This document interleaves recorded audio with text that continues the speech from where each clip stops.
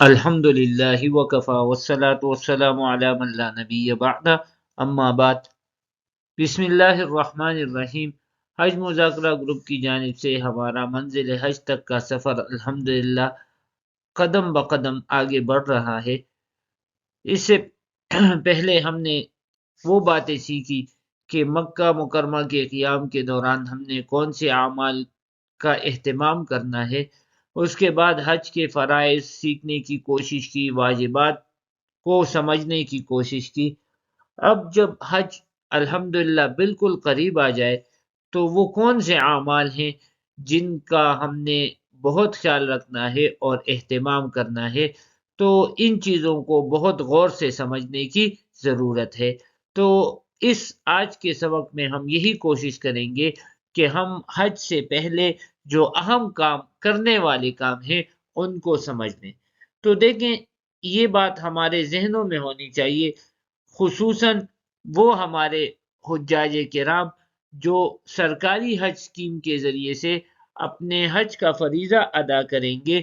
تو ان کے لیے یہ اطلاع ہو اور ذہن میں ان کی یہ بات ہو کہ ایام حج شروع ہونے سے پہلے تقریباً 5 ذی الحجہ سے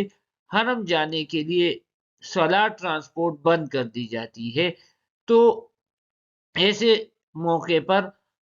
ہماری اپنے حجاج کرام سے یہی درخواست ہوگی کہ وہ آرام کریں، اپنے توانائیوں کو حج کے فریضے کے لیے محفوظ کر لیں، کیونکہ جس مقصد کے لیے ہم آئے ہیں وہ مقصد اب بالکل قریب آ گیا ہے۔ تو ہم کسی ایسے کام میں خدا نخواستہ اپنے آپ کو مشغول نہ کریں جو ہمارے مقصد میں خدا نخواستہ رکاوٹ بن جائے۔ تو اپنے آرام کو اور اپنی توانائیوں کو حج کے فریضے کے لیے محفوظ کر لیں، جو ابھی ہمارا اصل مقصد آنے والا ہے۔ تو آرام کے ساتھ ساتھ اپنی توانائیوں کو ہم کیسے محفوظ کریں گے، اس کے لیے اہم بات یہ ہے کہ ہم مکمل تیاری شروع کر لیں۔ اگر ہمارا احرام دھونے والا ہے تو اس کو دھو لیں۔ جسم کی جو اہم اور بنیادی صفائی کے کام ہیں ان صفائیوں کو اپنے طور پر پورا مکمل کر لیں۔ اس کے علاوہ خصوصی اس بات کا اہتمام کریں کہ ہم اپنے کھانے پینے کی روٹین کو بالکل اعتدال میں لے آئیں کہ خدا نخواستہ ہمارے معدے میں کوئی تکلیف نہ آ جائے، کیونکہ حج کے دنوں میں سب سے زیادہ پھر مشکل انہی باتوں کی وجہ سے ہو سکتی ہے۔ اور اس کے ساتھ ساتھ پانی کا استعمال بڑھا دیں۔ چائے وغیرہ اور ان مشروبات سے آہستہ آہستہ اپنی عادت کو ہٹانے کی کوشش کریں، اس میں کمی لائیں۔ اس کے ساتھ ساتھ جو اہم بات ہے، اپنی رہائش گاہوں پر حاجی صاحبان مل کر حج کا بار بار مذاکرہ کریں، چونکہ جو ہمارا اصل مقصد ہے، مقصد اصلی ہے کہ ہمارا حج وہ حج مبرور اور مقبول ہو جائے، تو اس کا یہی طریقہ ہے کہ ہم مل کر آپس میں، شرمانے کی اس میں کوئی بات نہیں، بار بار مذاکرہ کریں، اور اسی طرح بولنے سے ہی ہم سیکھیں گے اور ہمارا حج بہتر ہوگا۔ لیکن ساتھ میں یہ بھی درخواست کروں گا کہ ہماری جو محنت الحمدللہ ابھی سے جاری ہے، اس محنت کو اپنے ہاتھ سے نہیں جانے دینا چاہیے۔ وہاں پر مختلف قسم کے لوگ، مختلف قسم کی باتیں، بس اپنی جو یہاں سے ہم سیکھ کے جا رہے ہیں انہی چیزوں کو مضبوطی سے مٹھی میں بند کر لیں اور اسی کا بار بار مذاکرہ کریں۔ ادھر ادھر کی باتیں سن کر اپنے آپ کو پریشان نہ کریں۔ ہم بھی انشاءاللہ کوشش ہماری یہی ہوگی کہ ہم آپ کے ساتھ رہیں گے، لیکن پھر بھی یہی ہماری درخواست ہوگی کہ جو سیکھ رہے ہیں اسی کو مستقل اپنا معمول بنا لیں اور اسی کے مطابق چلیں اور اس کا بار بار مذاکرہ کریں۔ اس کے ساتھ ساتھ جو ضروری اشیاء ہیں اس کے لیے ایک مناسب سا بیگ رکھ لیں، لیکن جتنا ہمارا سامان کم سے کم ہوگا اور بالکل ضرورت کے مطابق ہوگا تو یہ ہمارے لیے بہت بڑی راحت ہوگی۔ مینا میں، مزدلفہ میں، عرفات میں اتنا ہو کہ ہم اس کو آسانی سے اپنے ساتھ اٹھا کر لے جا سکیں، بالکل ضرورت کے مطابق ہلکے وزن والا۔ اس کے ساتھ ساتھ جو اہم کام کرنے والا ہے تو مینا کے موقع محل اور نقشہ جات کو اچھی طرح سمجھ لیجئے. آپ کی بلڈنگ میں انشاءاللہ ایک بڑا سارا نقشہ لگا دیا جاتا ہے. اس نقشے میں اپنے مکتب کو سمجھ لیں، اپنے مکتب کے نقشے کو اپنے موبائل میں محفوظ کر لیں. اور ان دنوں میں جب صلاح ٹرانسپورٹ بند ہو تو آپ ایسا بھی کر سکتے ہیں. عموماً رہائش عزیزیہ وغیرہ میں ہوتی ہے جو مینا کے قریب بھی ہوتی ہے. تو مینا روانگی سے پہلے اگر ہو سکے تو اپنے مکتب کو دیکھ کر آ جائیں، اس کی لوکیشن محفوظ کر لیں اور راستوں کو سمجھ لیں تاکہ دوران حج آسانی ہو. اور اس میں انشاءاللہ پریشان ہونے کی بات نہیں. ہمارا اپنا ایک زوم سیشن بھی اس بارے میں انشاءاللہ علی بھائی منعقد فرمائیں گے، جس میں مینا کی لوکیشنز اور راستوں کو سمجھانے کی کوشش کریں گے، اور ہم اپنے اسباق میں اور پڑاؤ میں بھی اس کو کچھ نہ کچھ حد تک بیان کرنے کی کوشش کریں گے. اس کے ساتھ ساتھ جو ضروری سامان ہے اس کی لسٹ انشاءاللہ گروپ میں بھی شیئر کی جائے گی، اور ویسے بھی آپ کو بتائی جائے گی باتیں. لیکن یہ باتیں جو چیزیں بہت اہم ہیں، مثلا اپنا موبائل ضرور ساتھ رکھیں، کیونکہ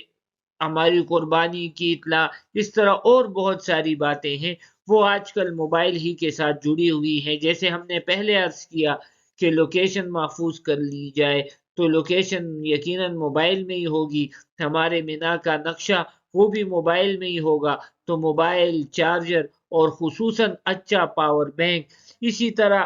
مینا کے اور مزدلفہ اور عرفات کی مناسبت سے کچھ انتہائی ضروری ادویات، یا مثال کے طور پر خدا نخواستہ جو مستقل جن کو بلڈ پریشر شوگر ہے تو وہ اپنی ویکسینز اور ان چیزوں کا بڑا اہتمام سے اس کو اپنے بیگ میں جگہ دے دے. اسی طرح احرام کا اضافی ایک لباس لازمن ہو، خدا نخواستہ احرام ناپاک ہو جائے یا کوئی مسئلہ ہو جائے یا اپنی کسی ساتھی کو ضرورت پیش آ جائے تو ہم ان کی مدد کر سکیں.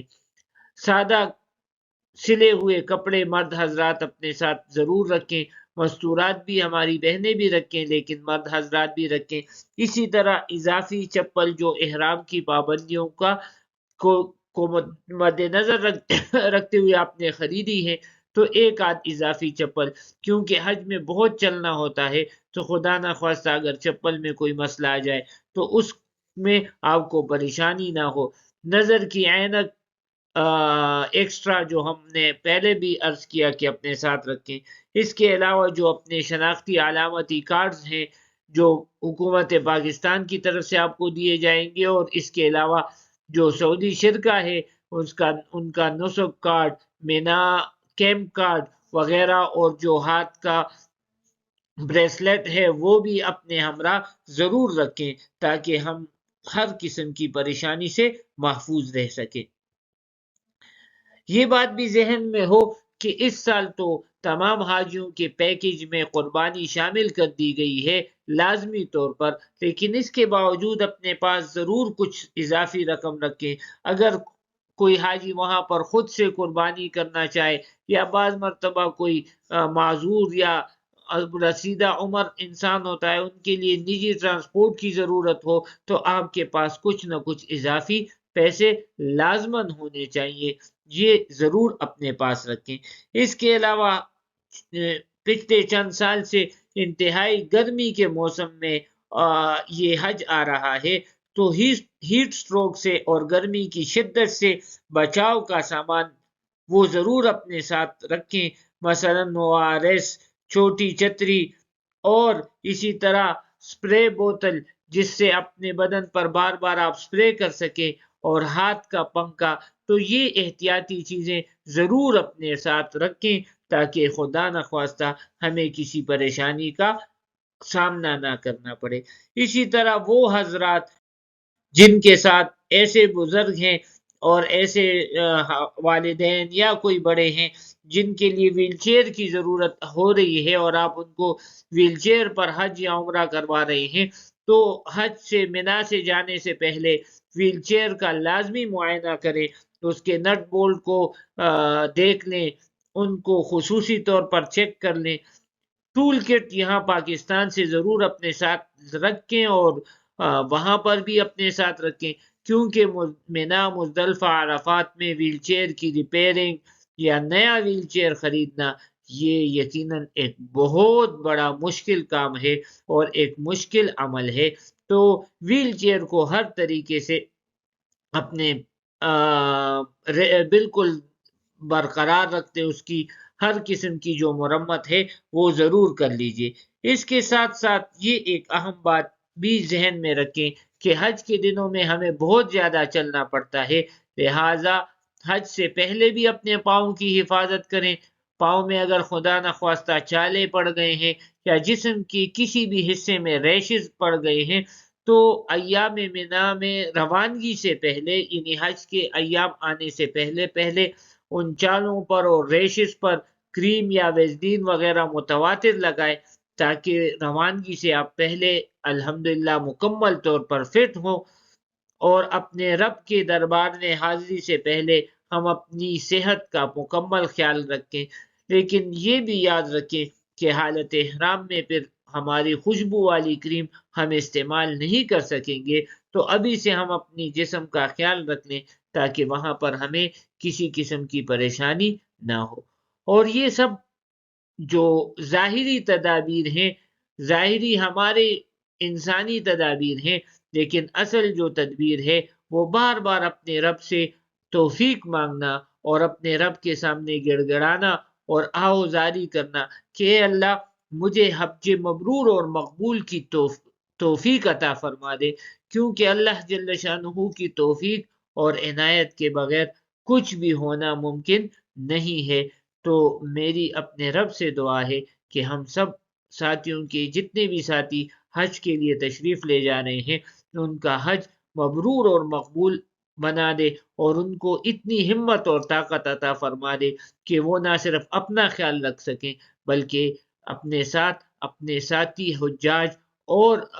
ساتھیوں کا مکمل خیال بھی رکھ سکیں اور ان کی رہنمائی اور رہبری بھی کر سکیں۔ وآخر دعوانا ان الحمد للہ رب العالمین۔